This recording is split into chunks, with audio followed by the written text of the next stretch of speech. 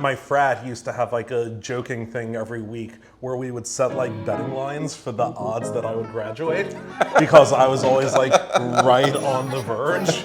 Me and my buddy, we making all of this money. Yeah, I know it's rude to be bragging. They never catching us lacking. Me and my buddy. All right, guys, welcome back. Table One Podcast.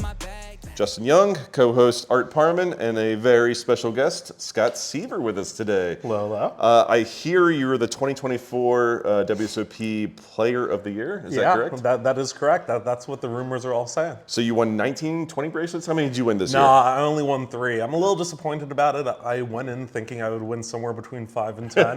But, you know, you got to set your goals high and then do what you can. And we'll get into a bunch of other stuff in a little bit, but I am quite curious. So, was your last final table that 10K online event? Because we just had Joe Chung in a bit ago. No, I had one more final table after that, the 25K horse. Oh, that was after that? That was after that, yeah. Man. So that was like the last event of the summer. A tight race down to the end then. Yeah. Well, it was tight until Scott just made every final table. I remember I was playing the 3K PLO with Ausmus. And he was like, well, I just need this, and this to happen. And he was like, well, I just see Scott Seiver's at another final table. Guess I'm fucked. Yeah.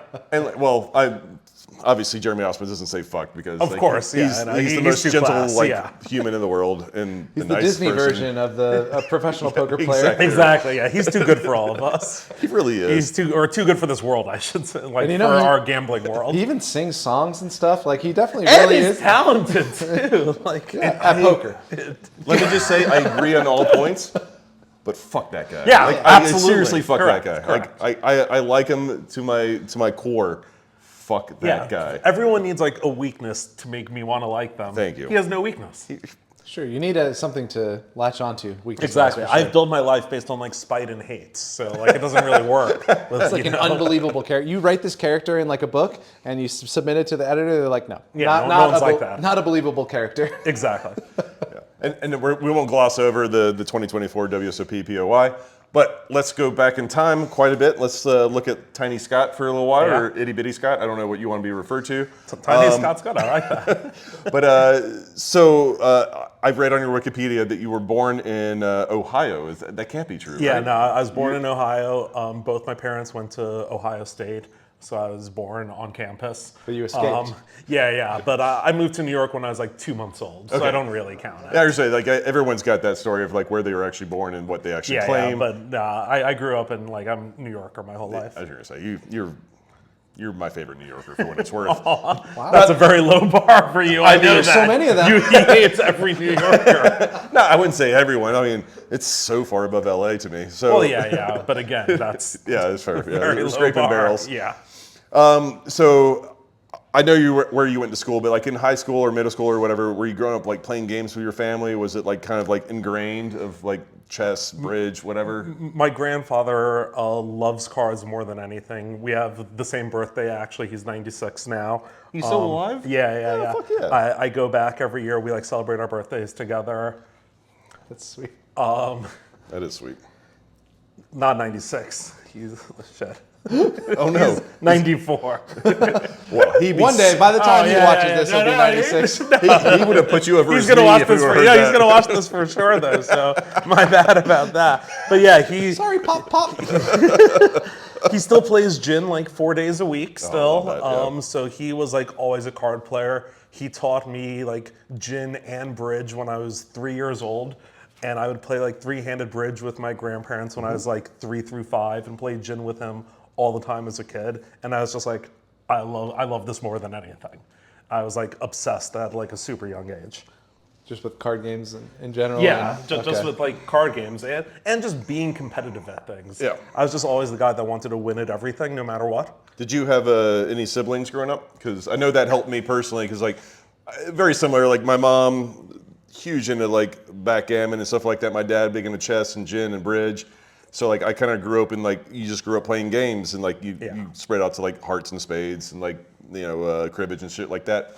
But like a big part of what drove me was like my brother was 2 years older than me, and I thought I could beat him at any of the fucking games. And like so like even if my parents were busy, it was just like I'd find my brother and we'd play something. Nice. No, I have 3 siblings, but they're all a lot younger than me. like 7, 9, and 10 years younger. Oh, okay. But for me, it was my parents would have like a weekly poker game where I don't know the stakes they played, but I think it was for like nickels, for like no amount of money. But they would have like, 8 people over the house like once a week. And I even remember at age like 10 being like, I bet I can beat all of them. And I would just ask as like a kid if I could like come sit and play. And they'd be like, no, of course not. What the hell are you talking about? Go back to your room. Yeah, seriously. And I just had this like point of pride to be like, I just want to sit there and like beat all these adults at like the thing that they clearly love doing. So it was just psychotic competitiveness over anything I saw. I'm sure in your mind is like, they're keeping me out because they know I'm too good. Yeah, exactly. But in their mind, they're like, I want to say the C word a lot and drink a lot of wine. Yeah, exactly. It turns out you want to just hang out with your friends without your like 9-year-old kid there. Which is fair, Which is unbelievably fair.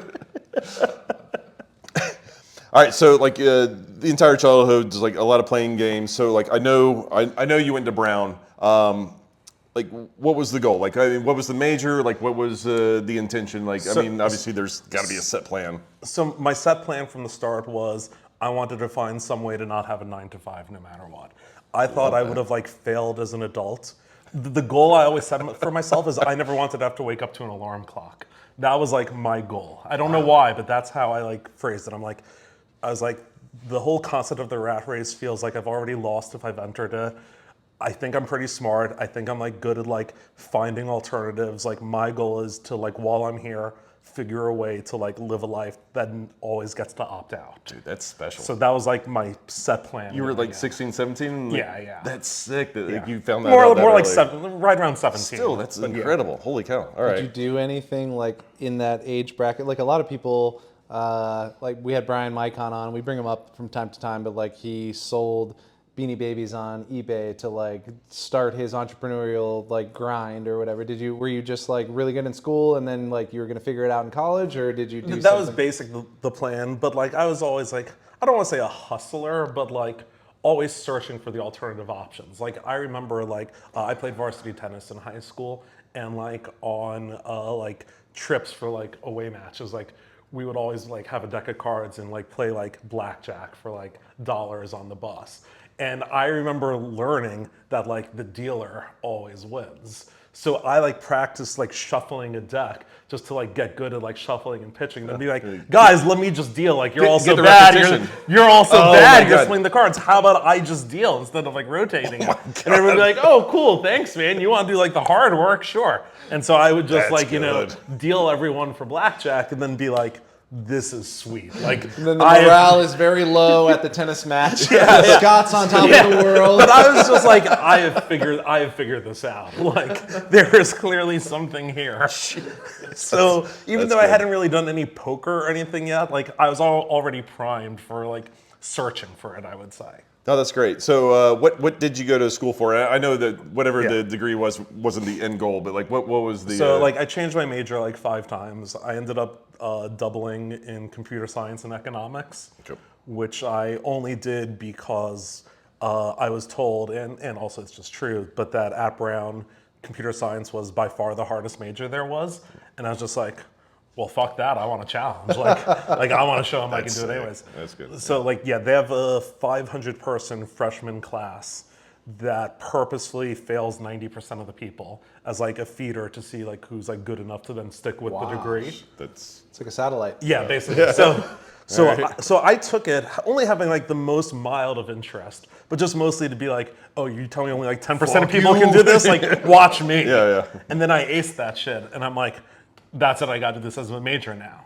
And then it turns out that shit's impossibly hard. And so I got unbelievably terrible grades. But I stuck with it just to like, I want to say prove a point, but to no one other than myself, because like no one else cared about any of this. So your parents didn't care about your grades? They were just happy you got into Brown, or they just Oh knew no you no would no! succeed? They were devastated about my grades at all Okay, times. all right, okay. Devastated, but yeah, my frat used to have like a joking thing every week where we would set like betting lines for the odds that I would graduate because I was always like right on the verge. So I would give like a weekly update to like how classes did or didn't go, and then they would like set lines for is he gonna make it or not? Dude, that's Had you fantastic. already like? I mean, you're setting lines on your betting. I mean, on your graduating. So I should know the answer to this question. But you had already found gambling at this point. At where, this like- point, yeah, because this was my senior year, and I had like found gambling my sophomore and junior year. Okay. Was it inside the fraternity? Was it just like little like poker games, or was it like more of the stuff where you're the one dealing blackjack to like all the idiots out there? There was a regular poker game at the university, but not in my frat, that like met weekly in like the student center basically. And I just walked in one day and was just like, oh, it's people playing poker. Like, this looks fun. I had no clue what the hell I was doing at all. It was like $20 buy-in. I just went in and like was by far the worst player. Had no idea what I was doing, but got like hooked on it and would do that as like a weekly game for like my very first start. So Funny story about similar story for me going to college, and they would have these like free roll tournaments, like it was basically a networking event for the college to like get you to know like your other classmates or whatever. nice. They had like a little free roll poker tournament, and I went and played one, and only time in my life I ever got aces 4 times in a row in Hold'em. what? What a waste. At a free What roll, an all-time exactly, waste. exactly. At a Oh free my roll. How tilted are you right now? Yeah. And I don't even know what you could win if you won, because Yeah. I still went out and didn't win. But I distinctly remember getting aces 4 times in a row, stealing the blinds like 2 of the times, and then getting all in the other 2 times, and then I was out. Yeah, like, and then hanging- yada, yada, yada, and I had no chips left. Yeah, exactly. Anyway, I've been looking for that unicorn ever since. Wow. No, but like actually my come up from like playing random like the once a week $20 game to actually playing poker is like, in my opinion, one of the craziest like gambling stories I've heard, really, for me. Like, the thing I tell everyone is that I feel everyone of my age that quote unquote made it has like an insane story of how they started. How old are you? 39. At least like me talking to like Andrew Roble, Phil Galfond, et cetera. Like, There's it's a like huge this- list. Whatever. I mean, like Yeah. Faraz Jacques. I mean, like, Yeah. I feel like that generation, that like age gap, like produced some of the best poker players we'll ever see. But so much of it is the ones that did the best, because games at first were so easy. Ones that did the Sure, best were they ones that got the insane luckiest first, because it like gave them money to then actually have the chance to succeed. Yeah. So I feel there's like really a selection bias for that. A lot of the current best players of that age group have like the craziest, luckiest stories if you ask them, because just you had to get lucky to then have the money to then take all the free money. We tell the story all the time. Like Art won the first 2 tournaments he ever played. Yep. Like I won the first tournament I ever played. I won the first tournament I ever Like, played there with you like go. 700 people or You whatever. can almost predict. Yeah. No, like- seriously, this is my point. I tell this Yeah. to everyone all the time. And it's not that like we're bad and got lucky. It's that there were a million people that Sure, could exactly. have been us. Yeah. That we were lucky enough to then be put in the spot Exactly. to then succeed. I think, yeah, we like, there could have been 100 Justins or whatever, but I happened to get picked out of those 100 or whatever. Yeah. And I saw the carrot, and I was like, I'm going to get that carrot. Exactly, 100%. And like, whatever. I think about that on my downswings more than my upswings. But like, yeah, like how lucky I am to like do that. But like, I think every poker player, I mean, there's a lot of fucking accountants, lawyers, doctors out there that could have been us. Like, Of course. It's crazy. So anyway, continue. Sorry. No, I want to yeah. go back to the. So, I want to actually hear the story. I was extremely good friends, and we were in the same fraternity, myself and Isaac Haxton. We were like best friends in college. He was already like very successful. He was like sneaking into Turning Stone underage at like age 16 and like playing high stakes like underage. So like by the time he got to college, he like, was playing like the highest stakes on Party Poker, which was like they had 2 100-200 limit hold'em tables, and they were like 50-person wait lists. So you would just like wait like 3 days till your name got called and then played it. And like he was doing that already, and like a bunch of us would like watch and be like, "Oh my God, we've never seen like numbers this big in our life." And he was like, "Scott, like you should play some poker. Just like it's free money. No one knows how to play. Go play." I'm like, "I don't really know what I'm doing." He goes, "It doesn't matter. Neither do that." So he tells me to open a Party Poker account. He transfers me $1,000, and he goes, "Go play Sit and Goes." I'm like, "Do I need to learn how to play?" He goes, "Nah, you'll figure it out." He just says, "Nah." He goes, "They're dumb. You've got this." I'm like, "What should I play?" It seems like they go from like $3 to $2.15. He goes, "Play the $2.15s." I'm like, but I don't know. Yeah. Wait, is he taking a piece at this time? Yeah, no, he's like staking me like 50-50. Oh, okay. Thank God. Jeez. Yeah, no, he's like, I'm gonna stake you for this. What did he tell you? Like shove all in with 10 blinds? He basically told me nothing. He's like, you're smart. I know, like, you know things. Like, you're gonna lose it first, and then you'll figure it out. You'll figure it out in 8 buy-ins. Yeah, no. He was gonna give you like way more. It was just like $1,000, like max transfer limit or whatever back then. Yeah. Okay, Yeah. gotcha. And so I play my first sit and go, and I lose it. And like for me, $200 was like a ton of money. Yeah. I go to him, I'm almost crying because I didn't understand anything about this. I'm like, dude, I lost your 200. I'm so fucking sorry. I'll get like a part-time job. I'm gonna like. He goes, no, man. Like you're gonna lose like dozens of more times. I'm like, no. Like let me save up. I'll get this back to you. He's like, nah, it doesn't work that way. Like I was expecting to lose. Like you're good. And I was like, nah, man, I can't do this. Like I freaked out. And I like didn't play any poker again for like 8 more months. Wow. So that Really? was like my first like attempt at playing poker. Okay. I played one sit and go, and I freaked out. I was just like, yo, I just lost someone real money. What the fuck? So the next year, Bill Clinton came to Brown to just give some like random lecture. I like where this is going. Yeah. and me and a couple friends decide to like go and like see the lecture. One of my friends that I go with was a die-hard poker fan, like unreal die-hard poker fan. And he notices some guy in the audience, this guy named Bill Gazes. He was a Red Pro on Full Tilt. I know Bill Gazes. Yeah. But like, Tall, skinny guy. tall, skinny guy. But basically no one knew him. Yeah. Like extremely under the radar poker pro. So the lecture ends, my friend goes up to him and goes, oh my God, are you Bill Gazes? And Bill goes, huh? Like, did my girlfriend put you up to this? He's like, no, I'm a huge poker fan. And Bill goes, you are the literal first person to ever recognize me in public. He's like, it's never happened before. He was so excited, he insisted that he take the 4 of us out to dinner. He's like, no one's ever recognized me in public before. That's so cool. Let me take you and your friends out to dinner. So we're, like broke college kids. We're like, yeah, hell yes. Let's go to Applebee's. Yeah. Yeah. So the 6 of us go to dinner, like the 4 of us and him and his girlfriend, and we like shoot the shit over like a random dinner. And then he pulls me and one of my friends aside after the meal. Not the one who recognized him, but one of our other friends, my good friend Jared Oken, who's still a professional poker player, lives in Vegas.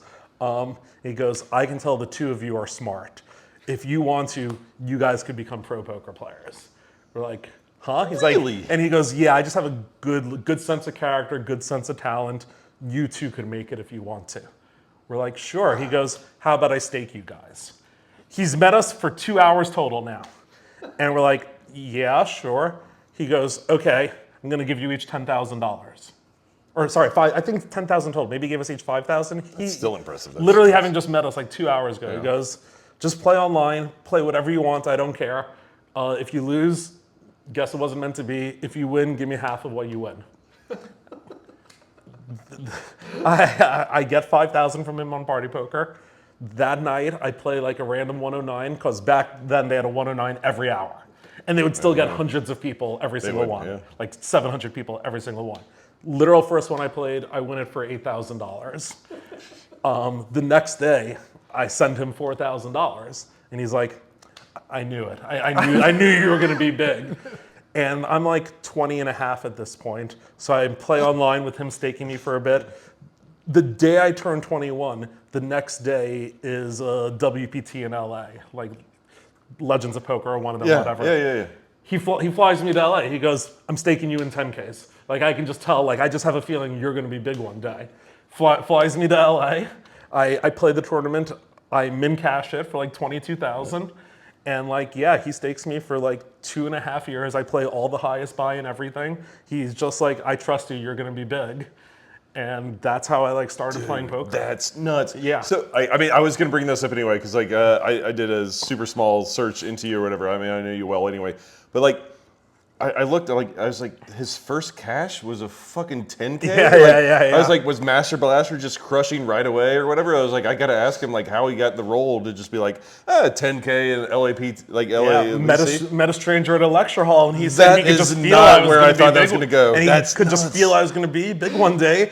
Gave a fucking broke 20-year-old a pile of cash, said like, I trust you, and then yeah. Do you guys still keep in touch? Are you still friendly? I mean, we're still friendly, but I haven't spoken to him in probably like 6 years now or so. Okay. But yeah, I mean, we kept in touch for like a long time. Yeah. Man, that's Good fantastic. guy.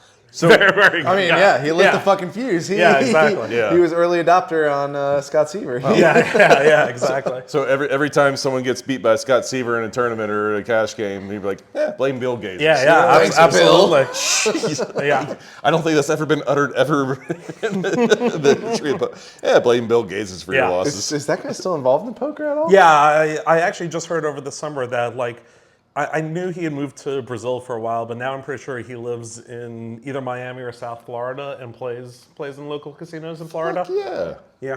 Just looking for his next Scott. Yeah.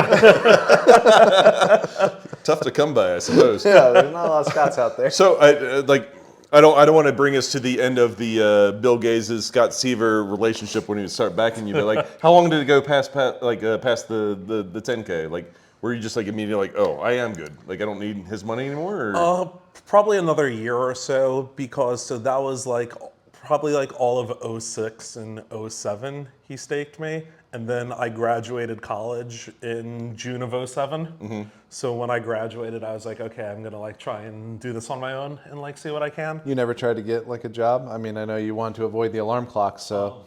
So I took an internship at Lehman Brothers to then date me. Like I haven't heard of it. Yeah, like this was like 8 months before they went under or so, and basically just to like appease my family, because I knew it was like the quote unquote like right thing to do. So I took like a 2-month internship there, but it was the 06 World Cup.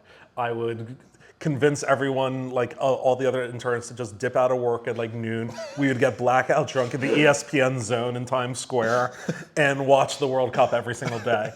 And Big soccer fan, are you? Big drinking fan, it sounds like. yeah, I was like more a big drinking fan, but it was just the craziest. It was like the most perfect setup for me of all time. Literal day one of my internship, my boss and every like intern got assigned like a low-level manager. And for whatever reason, I got assigned like a mid-level one, just like totally randomly. And this guy was just like, hey, this is really shitty timing for me because I'm actually going on like a 2-month yacht vacation and I leave tomorrow. You're just like, yeah. And he was like, okay, I'm gonna give you 2 months worth of work.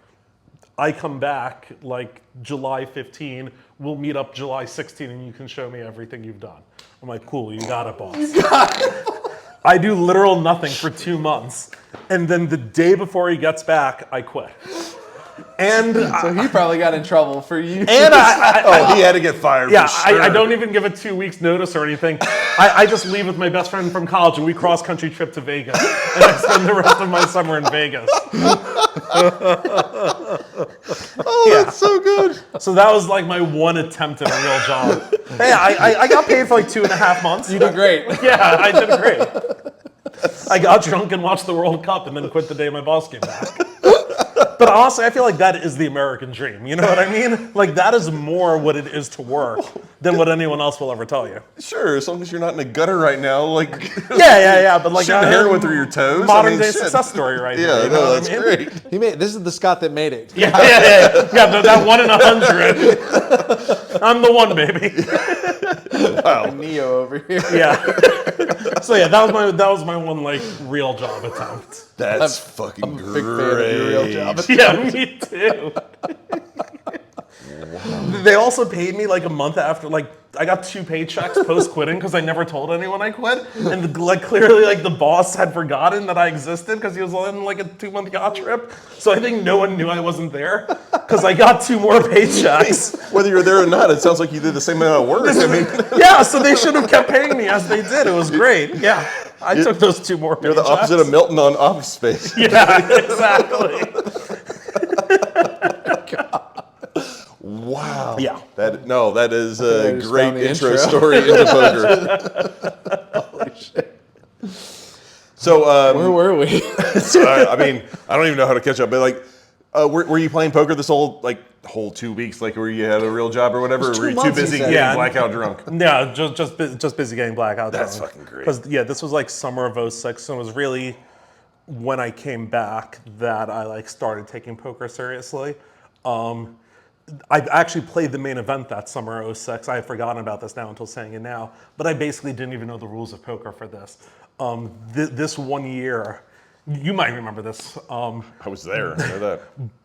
Bodog Poker was running satellites like every hour, where it would change from like a $10 buy-in, $20 buy-in, $100 buy-in, and then rotate back. They all had about 95% overlay. Wow. Like literal 90 plus overlay. $800 worth of buy-ins, because every single one had one seat guaranteed. Got it. And they ran every hour, like every fucking hour. So Isaac like staked like 20 of us who didn't know the rules of poker at all. Be like, yo, just play these, take guesses. Like, no matter what you do, I promise it's free money. And like 4 or 5 of us like got a seat for like, I think mine was like, I paid like $140 and got a seat. And like 4 of my friends all paid about the same and we got a seat. So we all like went to Vegas and played the main event. I lasted like 30 minutes. I didn't know what the hell I was doing. I remember I got queens on like a 10 high flop, level 1. And I just thought like, oh, overpair is a great hand. And then I'm like 7 betting, calling the jam. I mean, like, back then you got like 8,000 chips too. Yeah. And In all honesty, that is how poker was played back then. Like, I mean, I don't think you did anything wrong. I mean, you did clearly, but like You just got unlucky you didn't run into Jack 10. Yeah. It was like 10-5 deuce rainbow, and I would like 7 bet called the jams or whatever. I'm like, okay, man. Yeah. Wow. Yeah. so like. But it was only after that that I like started taking poker seriously. Did you ever pay back Haxon $215? Absolutely not. Absolutely not. I still hope you bring it up to him to this day. If not, I'm going to the next time I play with him. Yeah. And maybe I should. You really should. You should pay him back in like a really comical way though. Like $1 Starbucks gift cards every Every time I see him, give him $1 card. Yeah. Yeah. Just put a marker on there, like 1 of 215 or something Yeah. like that. Oh my God. Like Yeah. 2 of 215. Exactly. Either way, that's great. So, like, at some point, I mean, when I say success, I don't mean like, you know, cashing the LAPC or anything. Yeah. Like, when did the Master Blaster start just like figuring things out, like understand how blinds worked and know that you need a Jam King 6 suited on the big blind with 10 blinds? Yes. So like basically, basically like right when I graduated college, I was like, okay, I'm going to do this seriously. Like I'm ready to play. And I was always like from the start, like the most aggressive player by far of anyone, like the loosest, the most everything. And like I would do well now and then in tournaments and then just get like absolutely fucking waxed in like random cash games because I was just playing like 3x the hands of anyone else. So I was just like, you know what? Maybe I should just play, there's this heads up poker thing. When there's only 2 people at the table, how hard could this be? And I took to that like unbelievably quickly. It was just like very much like a match made in heaven. And for like all of '07, I like started just grinding all heads up cash and like really like went up the ranks like super fast. Yeah, just hold them. And I was like an all-time degen with my bankroll as well. Back then, like for me, I would always move up in stakes if I reached 20 buy-ins total. And like I had a bunch of times where I'd be like 4 tabling and just have my like net worth on the tables, and that was just like a regular occurrence for me. That said, I also like probably over the span of a year and a half went from 0 to $1 million to a 0 to like literal under $1,000. I think 4 different times. Holy shit. So like yeah, I was just like all in shot taking every time because I was just like, oh, I'll just like win it back if not. Just do it again. Yeah, exactly. Did it once. But I remember the time like where I was really like I'm taking this seriously was like I had like just got enough money where I felt like ready to start playing 25-50. Back then 25-50 was like the limit where like no one really battled anymore. There were like 15, 20 pros that would sit all day and just wait for some recreational player to come play them. And I kind of hated that. That's just never who I was. Yeah. Like I just wasn't going to be a poker player if that was for me personally.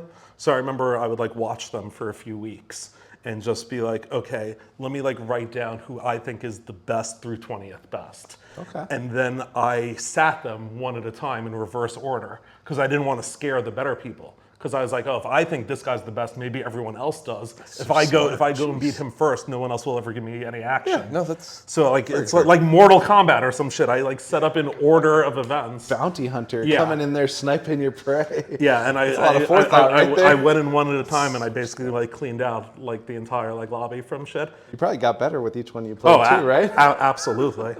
And that A, gave me a lot of confidence, and B, gave me a lot of bankroll, which I then dusted entirely playing Rail Heaven, all the Guy Lally Bear games back then. Oh yeah. So, but that was when I like first like started taking poker serious. Wait, so you lost in those big Gila? Oh yeah, games? massive number. Okay, it's funny because I mean I hate to smile when you say that. No, but, it's okay. It's in the past, but we had John Little on, and he said like he was always very nitty with his bankroll, kind of opposite of you, and he would like work his way up, and he's like, there's a lot of friends I had, you know, Phil Galfond, Tom Dwan, they took shots in these Gila Liberté games, and like those two guys did well.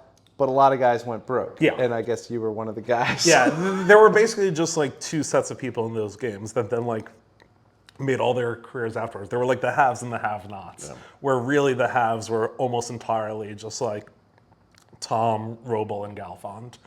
And then like everyone else got like absolutely bashed in for like massive numbers.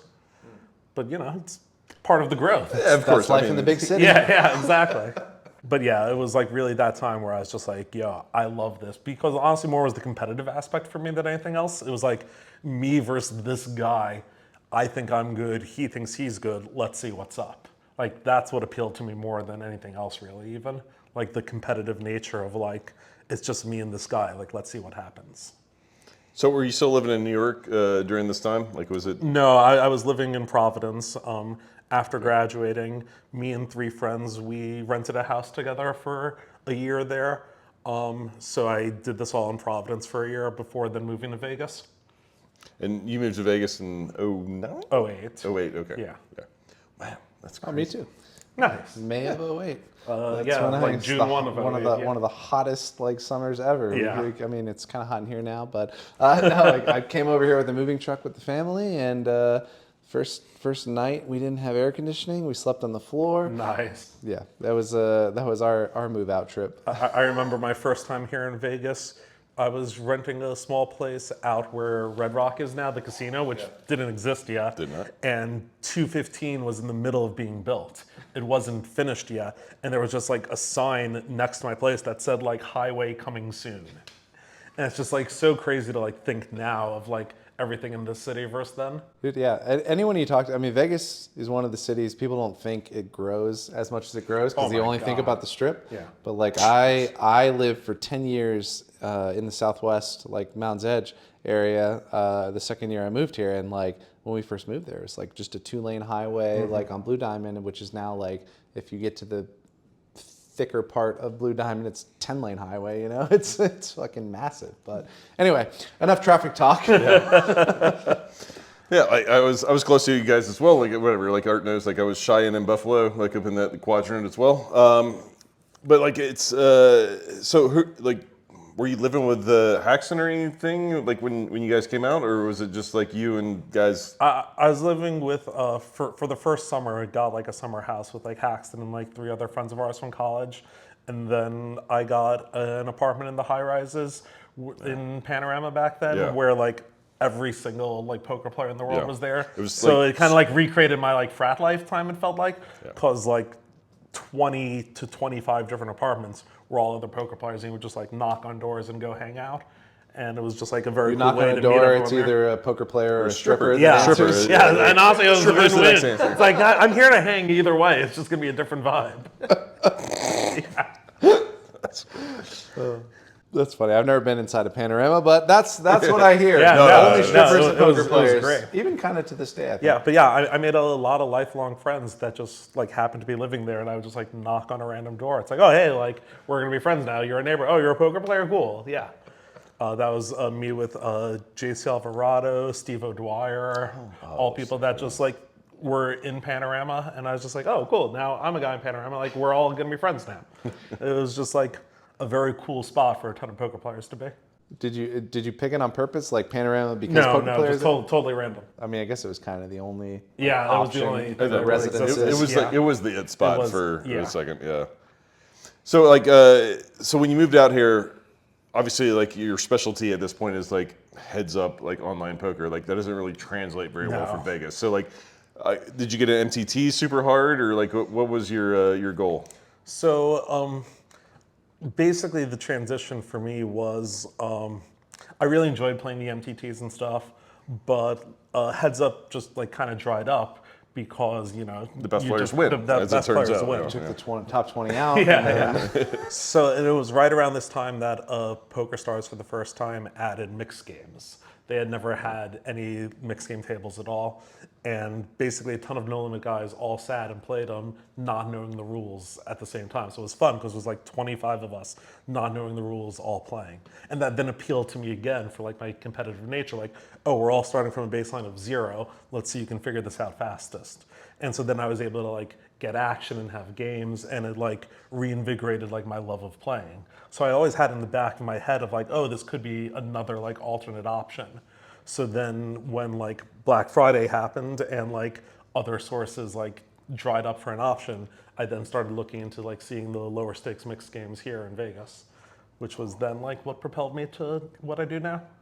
Yeah. So like, did you do studying's kind of a broad term or whatever? Like, whatever. How'd you get better at mixed Yeah, games? basically. Yeah. Thank you. Art. Like, cut to the chase. But I don't know. I would say that like one of my greatest skills, both in poker but just also in general, is that like I will be like one of the best in the world at something if like no one knows what's going on. Like if someone invented like a new random board game right now and we all read the rules for the first time, I would be fucking unreal at it. Yeah. But give everyone like a year to study it, I'll then be like average or like very slightly above average. Like my peak at the start is very, very high, but like the way I learn isn't really that. Like I don't know. Why do you think that is? I think I just have a really good head for games and what like the concept of a game is, to be honest. Like I took like advanced game theory in college and like always did really, really well for that. I feel I just have like a good feel for like what you're supposed to do in a game. But no, I never did any like studying or reading anything at all. It was all just like playing and trial and error. I can still remember like very specific hands where like one person would play a hand and I would like see them have something and be like, oh shit, that's crazy. I would have never even thought that was possible. And then like feel something like shift in my brain for like how a game could work. Interesting. that's fantastic. So yeah, it was all like weird stuff like that, but no actual like studying. I just learned by doing. I always have.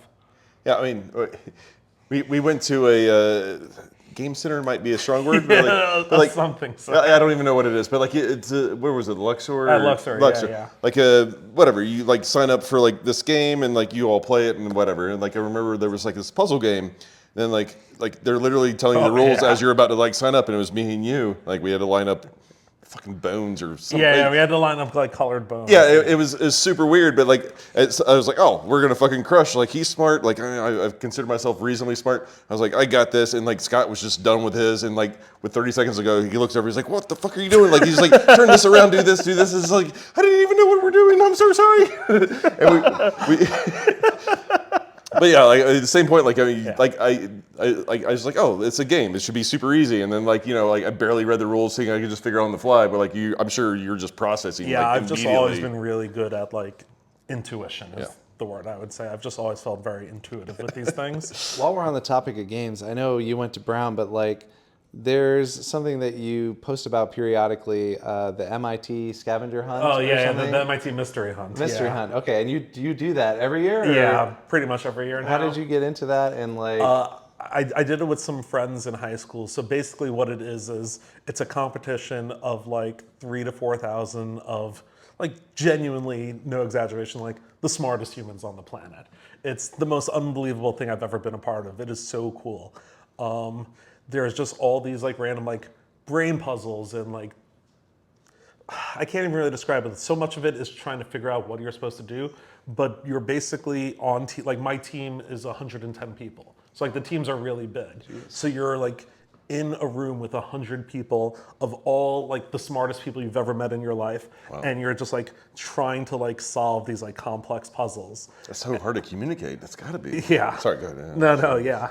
But it's just, there's something really cool and really satisfying about like working with like utterly brilliant people on something that like stumps everyone and feels impossible. And it can be about literal anything. So it could be about like, you know, thermonuclear reactors, or about baseball players from the 70s that had really sweet mustaches and shit. And like the concept is you have like 100 people on your team that are all like super, super smart. So some crazy puzzle will come up and it'll be like, hey, is anyone like a nuclear physicist? And this guy's like, yo, I am. And then someone else will be like, can anyone name all baseball players from 1974 with sweet mustaches? Someone else will be like, oh, do you mean like Lefty McSnubbin? And we're like, yeah, okay, you get over there. Johnny the Broom. Yeah, exactly. So it's always been like a really fun outlet for me to just like do like wild like brain puzzle stuff. And yeah, it happens every year at MIT over Martin Luther King weekend, and it's just a lot of fun. And how long have you been doing that? I did it with some friends when I was in high school. How do you qualify for it first? Anyone can do it. No way. Okay. Yeah, just You said it was the smartest people. Fair enough. But like, okay, so is 110 people like you have to come with 110 people? You can come just yourself if you want. Basically, teams you get, like, can thrown be into any a team. size. You can either ask to be put on a team or come with your own team. I got you. Almost everyone comes with their own team, and there are teams that have. This has gone on since I want to say 1982. So there are teams like my team has been a team since I think like '94. So there's like people on the team that have been on this team for like 35 years. Oh shit! How many teams are? How many people do it? First of all, Around 4,000, maybe 3,000, something like that. Like, okay, it's like 35, 40 teams. Somewhere you're like- there. Right. you're kind of like a house, like Yeah, kind of, yeah. So 110 of you. Is that kind of the average size for like a team? No, or that's there- I would say the average size is like 50 or so, but then there's like 10 teams that are like really, really trying to like win or like go at the like highest level, and those teams are all around 100 people. Got it. And has your team won before? Yeah, we won once like 3 years ago. We came second 3 times in a row. Wow. Which in many ways is like the goal, because the way it works is that whichever team wins it has to create the entire competition for everyone else the next year. And it's like daunting. tens of thousands of hours of work. And like Microsoft and Jane Street and Google and other companies like will help sponsor it to like give you like money for it. But like it is a gazillion like man hours of work. So everyone jokes that like the goal is to actually come in second place. So, but you won 3 years ago, which means you've gone through the process of setting up the puzzle. Yeah. Wow. That part, I mean, honestly, I'm sure it's incredibly unrewarding, but that sounds pretty fucking fun. No, to me. it's the coolest thing of all Yeah, that time. sounds really It is fun. But you're not genuinely allowed the to most fun play thing. the year that you set it up, right? Because you're creating it for everyone It'd be else. great if you could. Yeah, Like, yeah. I don't know. I'm just thinking like, Yeah. I don't know. Maybe you still have some people that aren't involved in the setup process that would play it. No. We do that. Like people, like especially with like teams of our size, it was like, okay, who wants to be on like writing team, and who wants to like leave all Slacks and Discords and like go in like a silent zone, and then you can play it next year. Like we literally did that. Oh, okay. So people that wanted to still could. But you were involved in the setup part. Honestly, not as much as I would have wanted to, because it was like 2021 COVID time, and like to be honest, I had like just gotten like my vaccine, and like the world was like coming alive again, and I was like I don't want like I want to be busy. go in a out different and way. be, yeah, exactly. Okay, I understand. So we'll get back to poker in a second, guys. I promise. But like one more question about like your team is 100 people deep or whatever. Obviously, there's people that want to join your team and people that like are going to drop out from year to year. Yeah. Like, what's the application process? Not that I'm interested. Just ask me. Can you want to come next year? Come. A little bit. Yeah. Absolutely. Yeah. Oh fuck yeah! Yeah. All right, I've brought like a different friend each of the last like 4 years or whatever. Yeah. Oh my god, I think I would piss myself and embarrass myself. Yeah, but no, that's like, fun. still. Who cares? Yeah, okay. Like our team motto for it is called "We Play for Fun." The whole concept is that like we care more about like everyone having a good time than trying to win, and then it's just people that happen to be super competitive, but that don't want to be assholes all flock together. It's like for, our our exact team motto. poker philosophy. It really is. It's literally. Play in our game if you want to have fun. And Like- don't really care about winning, but don't want to go broke at the same time. Yeah, exactly. Just a quick break here, guys. Are you tired of playing with players like this? Not this. No, like no. this? Or this? Or do you want to play with players like this? Oh, wait.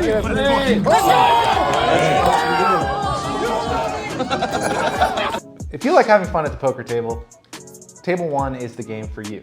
We play high stakes, no limit, 100 blinds. And if you want to get into the game, it's actually super easy. We have a website, table1.vegas. You just go to the website, you click get a seat in the game, and fill out the form. It's that easy. It's your name, it's your phone number, it's the date that you're here, and I will personally reach out to you. And it's only $5K minimum buy-in.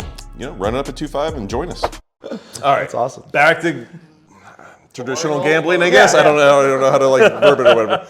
I did notice a good bit of your winnings were either obviously like high rollers because like you had success early on or whatever, and WSOP. So like, is WSOP kind of always been like the creme a la creme? Because like I don't really see a whole lot of other $1,000 tournaments you've cashed in that aren't that. You know what I mean? Like it's that honestly, or nothing. I just think the WSOP has a really good brand, and in general, I would think I am immune to branding like that for basically all things, but not for the WSOP.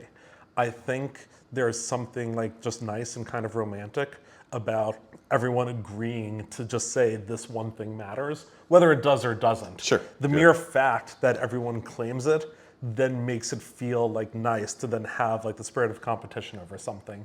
Like, you can say that there's more money involved or what the reason is, but like there's nowhere else in the world where you're going to see like a random $1,500 tournament with, Joe from Ohio sitting next to Phil Ivey. Yeah. Like that's just not a thing that's going to happen. That is romantic. That's a and good there's word something for it. like really beautiful about that to me, where a bunch of the world's best players are just like, this is the thing we're all going to take like a moment out of our like life to try and do. Yeah, I like that. This is the notch on the bedpost of this sport. Like Exactly. and amateurs can play it, and the best can play it, and they rub shoulders. Yeah, it's great. In spots where just you really don't see that anywhere else. And that's true. Like I remember, I kept a log of all the hands I've ever played against Phil Ivey because like typically I couldn't just play against Phil Ivey if I wanted to or whatever. But like if he happened to be at my table, it was just like every hand we got together was just like I get to write this down, and like it was the coolest thing. 100%. I would text my friends the next day. I was like, I beat Phil Ivey in this hand. Forget about the other 10 hands, but like whatever this hand, I like. I wouldn't say I owned him. I just, I flopped up set and he paid me off. What an idiot, Like, I mean, I'm sorry. No, I was just saying, like, whatever. I'm a bit older than both of you guys, but like, it was exactly that for me. Like, the first time I saw WSOP on TV was Farconi, and like, I was just like, this is awesome. And then the Moneymaker year obviously was like a game changer. And then from every year past, they would show side events and like multiple days for like the lead up for the main event, and like. I could not wait. Like it was like just like I cannot wait for like Sunday. I believe it was Sunday night. Like for it to come on. The next episode. And it romantic. I don't think it does it justice. Like I thought it was the best thing in the world I've ever seen. Yeah. And like at that time, I was like, if I can play one event one time, that's what I want to do. Also, just back then too, the broadcasts were so good. They really I were, was such a poker fan in a way that. I'm sure some of it is because like I'm older and jaded, but I think the quality of the content is just different from the way it's done. There are so many like magical moments in hands from like broadcasts back in like 04 through 06 that I can still like think of perfectly, that are just like beautiful moments, just like etched in time that made me be like, I want to be there. This is all crazy. Like Alex Power, he called me a jack high. Chow Zhang, dude. I love play poker. Ted Forrest, Ted Lawson, I've got a straight, and he just has a 4-card straight, and they have to go, sir, you're out. Like Phil Ivey's Queen 8 against the whatever the bluff on the Jack board. Oh yeah, the 7-bet bluff versus the French guy. Yeah, just like all these moments where I was just like, not only is this so cool, but like. One day I want that to be me. Like I want to be part of this like lore. And I think the World Series really helps bring that together as a concept where as long as we all like buy into it, it becomes real. we're all just like, you know what? Let's like, of course, there are higher stakes things for many of like the top players to play. Of course, Phil Ivey could be playing 5 million, 10 million somewhere. Instead, he's like, I'm gonna play this $1,500 Raz tournament, and then if anyone wants to play, you put up $1,500 and you have a chance to play. That is I mean, it's the sexy thing about poker in general, by the way. Not just like WSOP, but like being able to like the chance of playing with your idols. The great equalizer. Yeah, it is the sexiest Poker is thing the great equalizer. ever. Like, cause like you can't like whatever. Like, I love basketball and tennis growing up. I couldn't just be like, oh, I'm just gonna play against Agassi tomorrow. Correct. Maybe, Yeah, if yeah, I yeah. get lucky enough to get a shot. If I just or something happen to like have that. $1,000 to buy into this tennis tournament, yeah. I might Then play maybe against I could- Agassi. yeah, That's exactly. not how it works in other. I wouldn't say sports, but you know. Competitions. Competitions. That's good. And yeah, there's just something so beautiful about that. Like, I don't know, I really, really romanticize it still. I love it. As well, you should. And like the leading question, like, is going to bring me to this. So like, has POI always been on your radar of like this? Like, I mean, not always, because like obviously, like it becomes like a dream to the point where it's not a dream, it's a reality. And then like once it becomes a reality, then there's new dreams. Like how long have you been wanting to get POI, or how long have you wanted to get a bracelet, and like, you know, all that stuff? I'd say I wanted a bracelet since I was like 14 years old. Like literally watching like Varconi, be like, I want to like do this one day. Yeah. I would say I've wanted POI since about like 7 weeks ago. It's a thing that would have never crossed my mind in a million years. To be honest, bracelets I always really cared about a lot.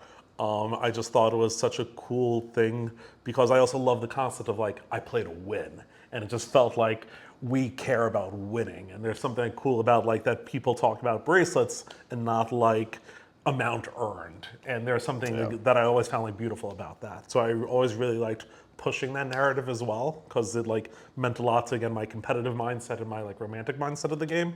The POI stuff I always thought was very cool, but not for me, because A, I was playing cash games all the time and would never really dedicate myself to it, and then B, the people that like really had a chance to win had to be like Sean Deeb, who's multi-tabling 20 different things, and like at the end of the day, to genuinely have any chance to win POI, you needed to like non-exaggerated, like literally light $50,000 to $60,000 of equity on fire, if not maybe even a little higher. No, and I just never would have that in me.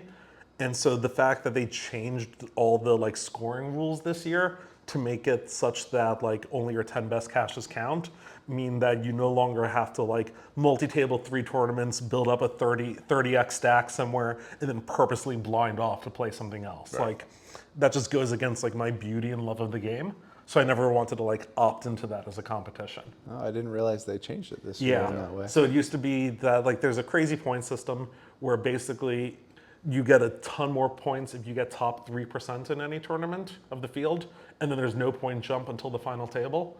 So like the correct strategy used to always be to play every like $600 lowest stake tournament there is with like 20,000 people, try to get to like 600 people left, and then literally just blind your stack out so you can go to the next tournament, because you don't get any more points from 600th to 9th. Okay, so either just like go all in until you're chip leader, or No, go to the, like even? literally, Just like literally punch it off, who cares? Literally, do you just get leave. anything extra for being POI? What do you get? No, you get nothing. Do you get to even choose? You the get my picture? admiration. Yeah. You get to choose the picture I'll- of the I'll- banner? I'll choose a picture on the banner. You do, and, okay. I get a free buy-in into the main event next year. If you're looking for On the back, we can put anything. But again, it's the same concept where I really like that there is something that like probably 40, maybe even 50 players that are all very good have just all decided, you know what, we care about this. And it just adds to like my competitive nature that I love. Like, especially as a guy who plays almost entirely cash games now, which I love, but it differs from the like, I want to win something. There's like the individual day of playing that I love, but it's nice to be like, okay, I want to be goal oriented. My goal is I want to win this competition, and there is like a ranking system. And so like, I just like that we're all buying into that. I wish there was money for it, but it's nice to have for a couple months, like some a things ranking money system. can't buy. Yeah. And that's very true. Like Maybe one day. Maybe one day they'll attach a value to it. Yeah, Never know. they might. I mean, I remember back in 2009, maybe 10. Like Eric Baldwin was chasing the POI like for the year, or whatever, card player POI back when it meant something. Yeah. And like It was so much fun being a friend of his, like, you know, just like sweating him in every tournament. And, like every day was an update. And I was like, all right, 400 Venetian. Oh, well, shit, there's a fucking $1,000 in Montreal. Got to go there. Yeah. Like, and it's like he's planning out his schedule. And it's like, that's fucking dedication. That's fucking, and like it was, I think it came with like a main event seat. Like that was Exactly. your bonus for like spending all the hotel and airfare and like time and sweat. Yeah, Granted, but like, at the end of the day, only one guy can win it, Yeah, and he's yeah. going to be on the cover of Card Player and A lot immortalized. of us are poker players because at the end of the day, we like believe in the spirit of competition. That's right. And like you just have to be competitive to want to do something that is definitionally competitive. So any other way to frame it, where it's like there are numbers and there's like a 10th place, a 9th place, a 1st place, it's just going to appeal to like a large majority of poker players, I feel. I completely agree. Like I say, like I'm primarily a cash game player now as well. But like I even openly at our game, I'll tell people there's no better feeling than getting deep in a tournament. There's just Absolutely. nothing. Like there's no pot I could win right now. There's no run out. There's no, like, if you all went all in and I called and I won the hand, that wouldn't even come close to me getting 7th place in a fucking 10K tournament. It just wouldn't. I've been absolutely more emotionally devastated getting bad beat with like 12 left in a $1,000 tournament than losing $1 million pot. And that's insane. Yeah, But it's just the stupid, truth. but true. I feel my heart race more when I am bluffing all in some shitty tournament, and I feel nothing in any cash game bluff I've ever made. 4x pot all in because I think it's right.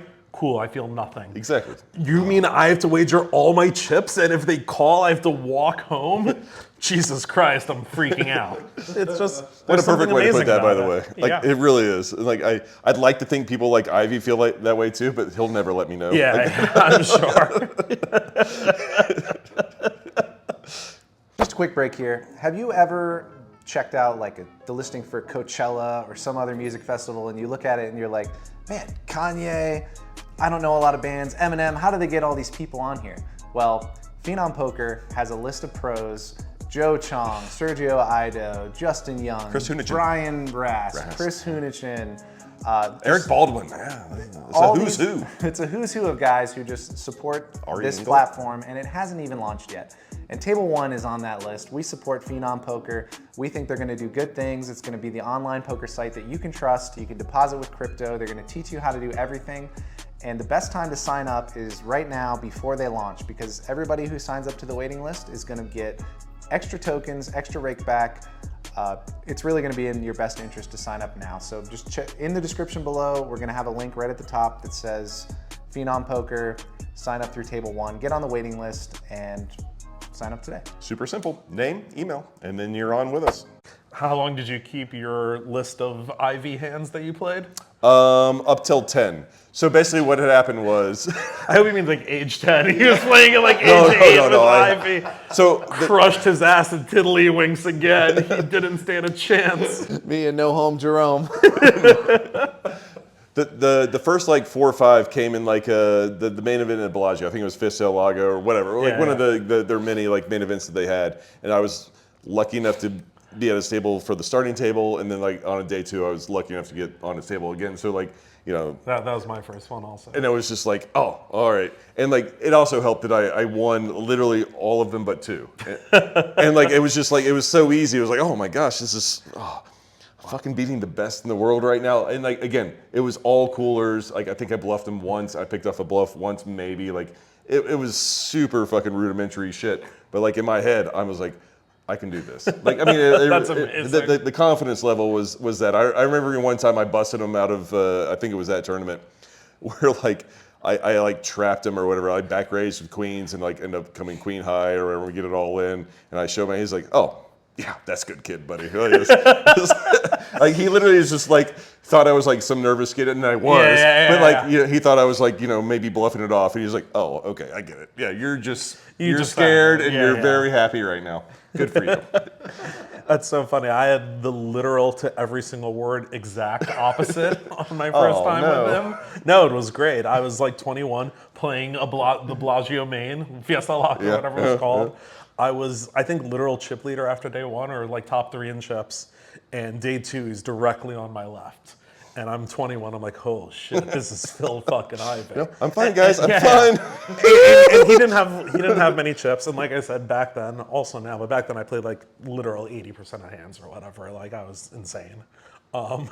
First 4 hands he plays, he like just catches me on a crazy bluff, calling with like 4th pair.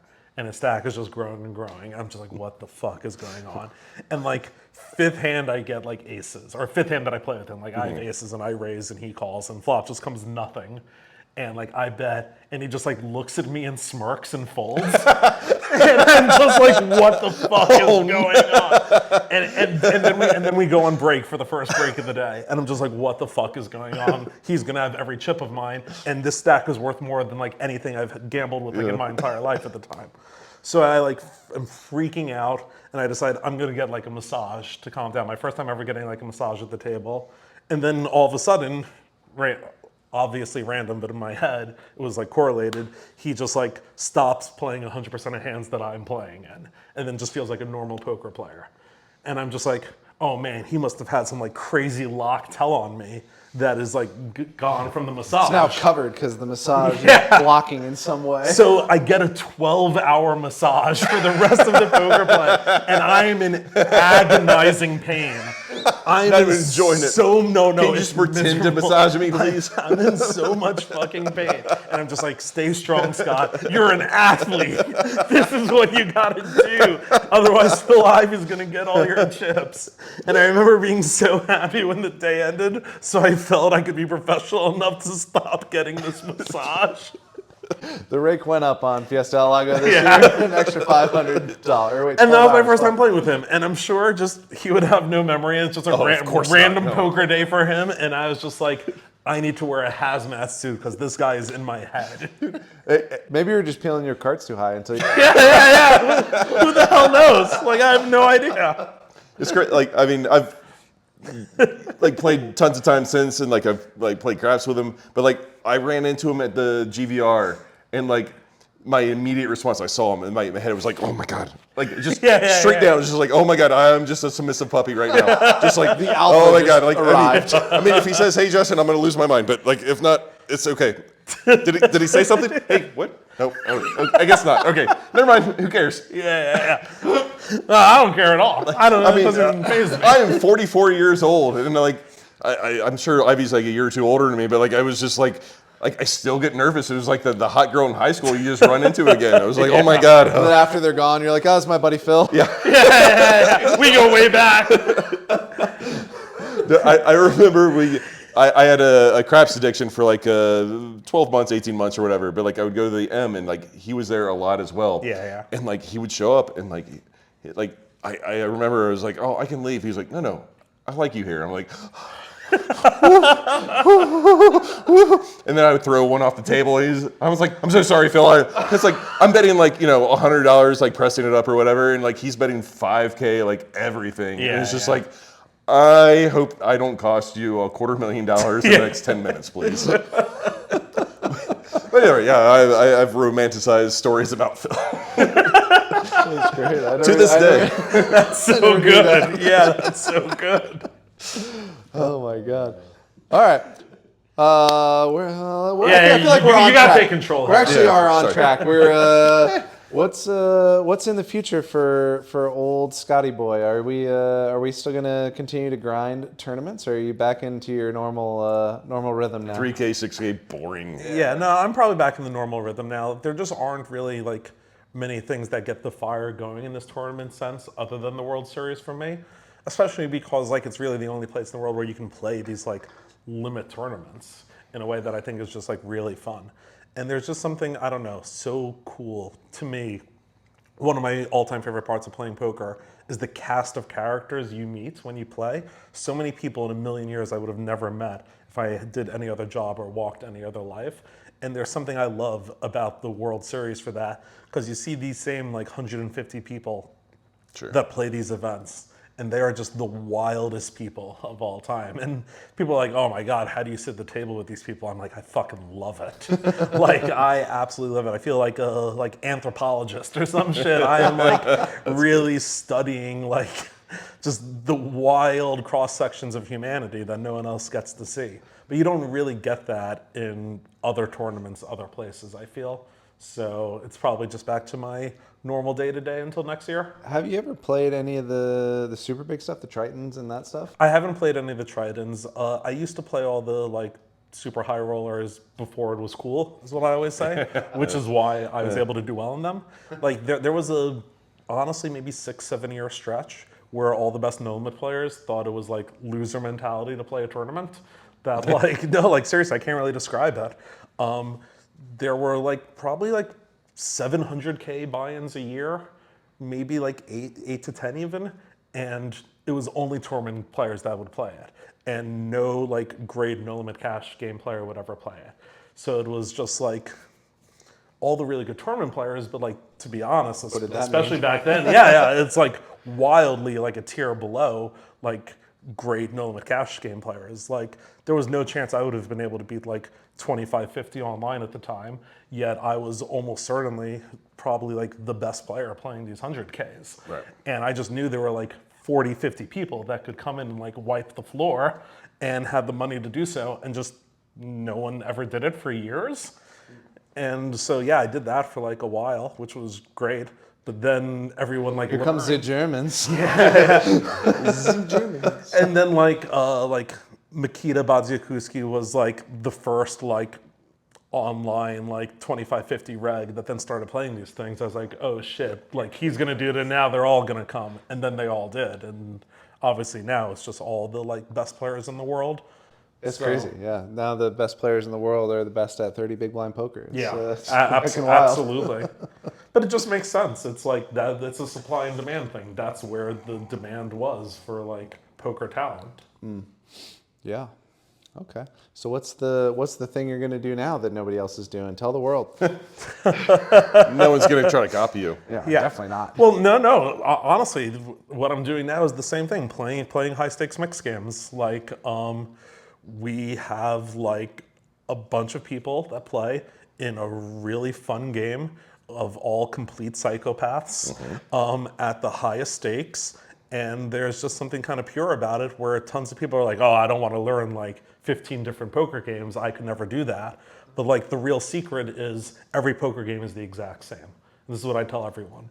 Like there are people who are like world class at like no limit hold'em right now because they're studying how to play no limit hold'em, but they're not actually learning how to play poker.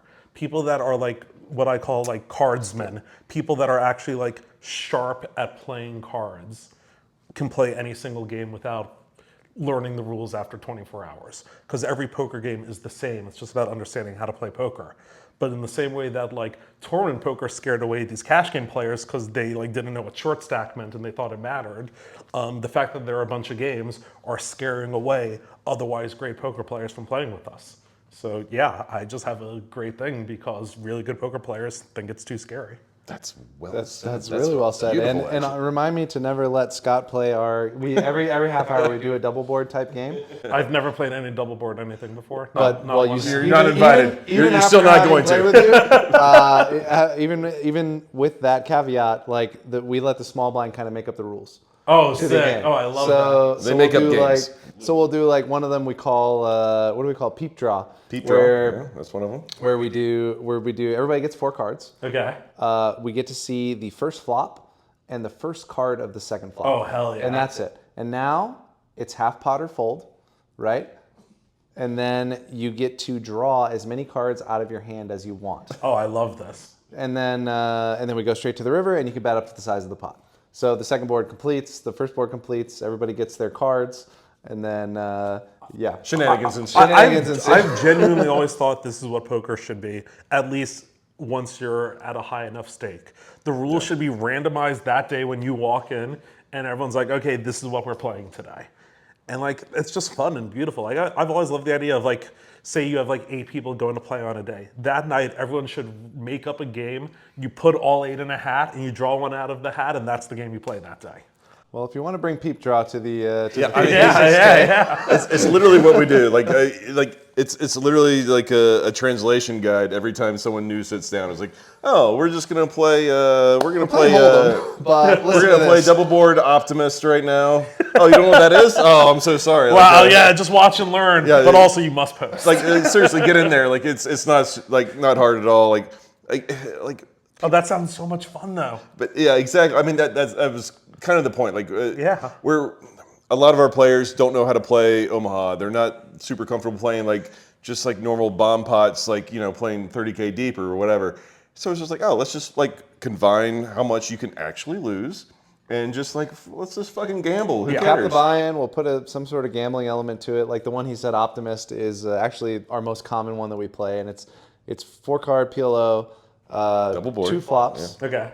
and then half pot or fold gets you straight to the river. Oh yeah, I love this. And then on the river, it's up to the size of the pot, cap limit. It's similar to like old school Guts games where you're just like you're matching the pot or you're out. Dude, Guts was the best. Yeah. Yeah. And then there's a little strategy with like what's good in PLO on the river, but not really. Like at that you point, can't fuck up too much. You can't fuck up too much, and you're gonna lose like 50 big blinds or something like that is like the most you can lose. All of that is great. I think any form of gambling game that is like a new way of thinking about it, whether it's even a poker game or not, I think is like a very good way to think about gambling.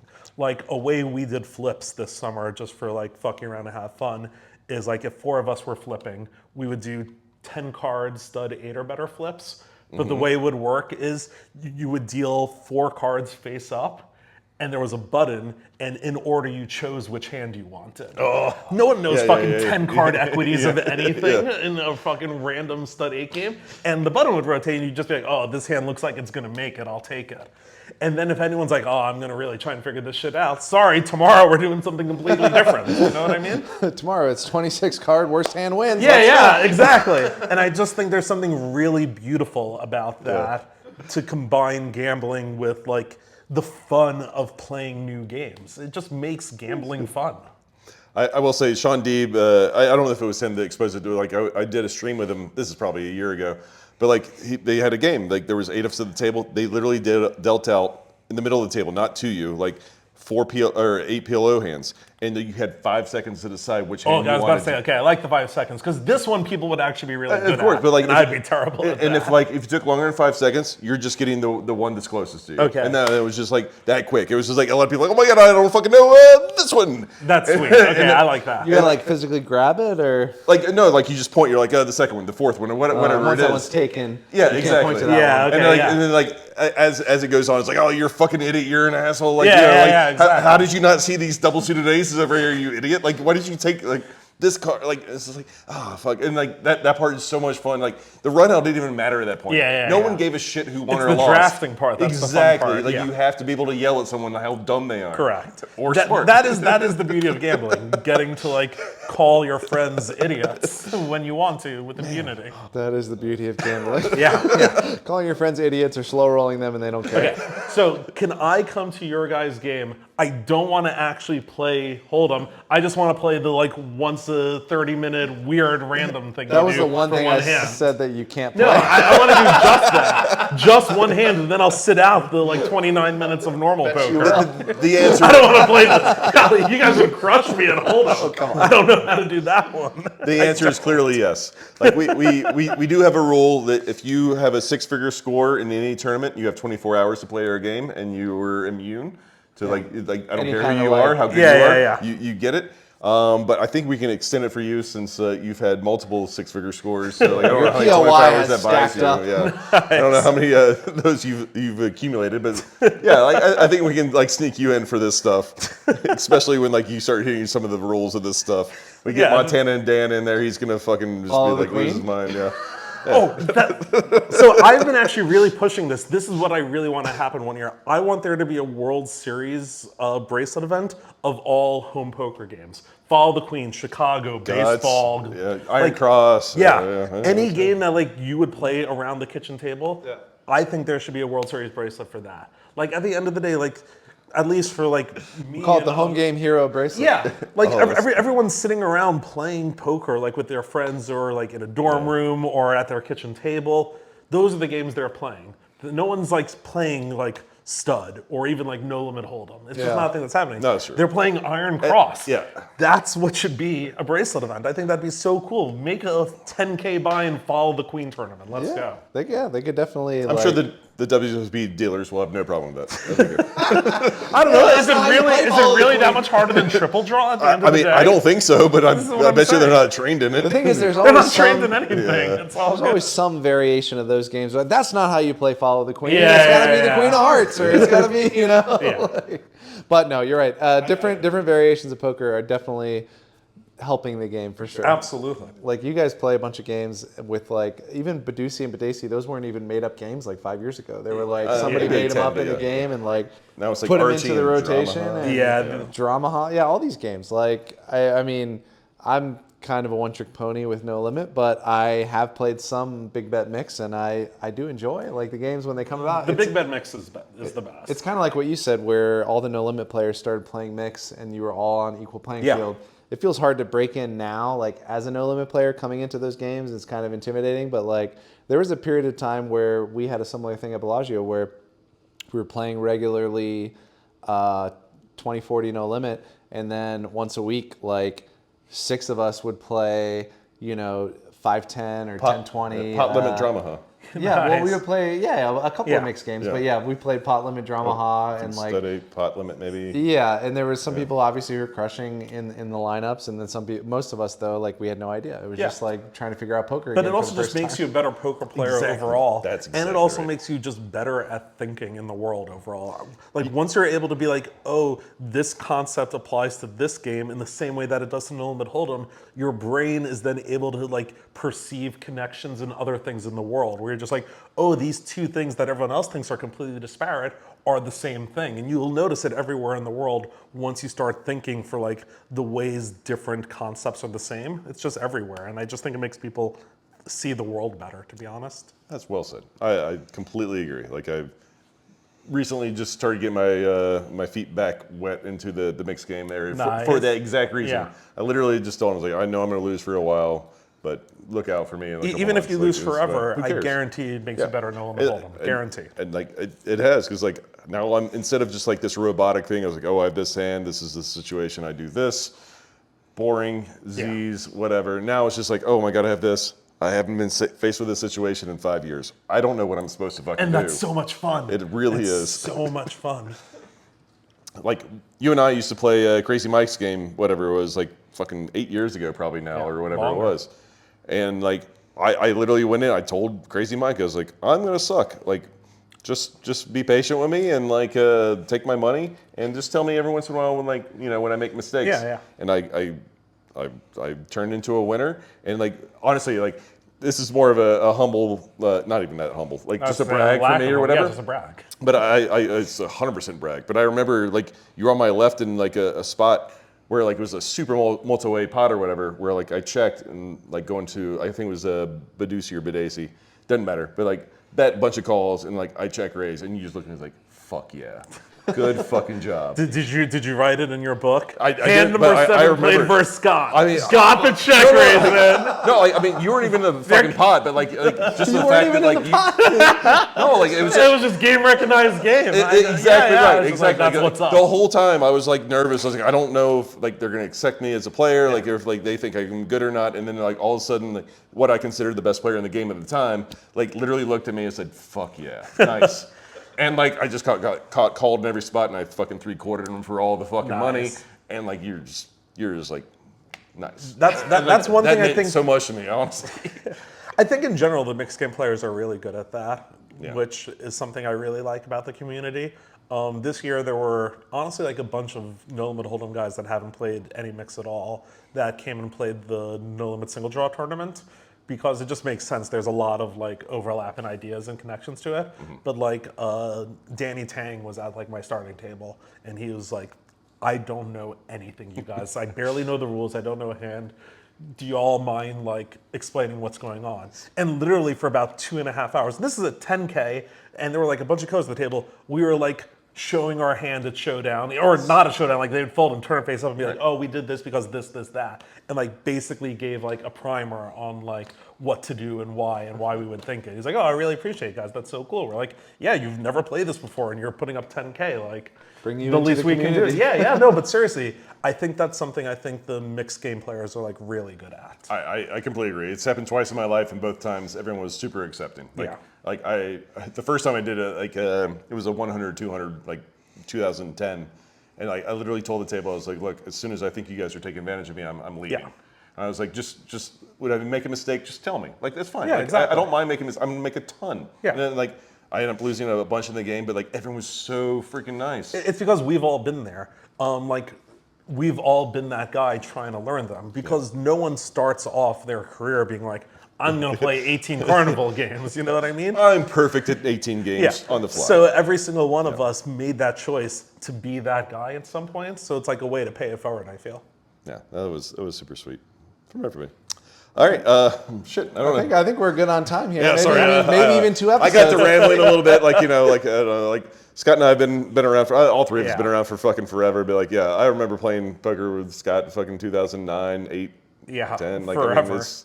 I mean, I don't know. These kind of podcasts feel like more like a reunion than anything else. Yeah, so no, it's so nice. it's fun to like hang out and shoot the show. Yeah, exactly. Sure. Thanks for doing this, man. Dude, of course. I think that's the podcast. yeah. Thanks, guys. Me and my buddies. Me and my buddy, we making all of this money. Yeah, I know it's rude to be bragging. They never catching us slacking. Me and my buddy, we working hard for this money. Whoa, you know I've been in my bag, yeah. Buddy, I got it like that, yeah. Y'all better stop. Me and my boy gon' climb to the top. Sidekick game like Calvin and Hobbes. Batman and Rob.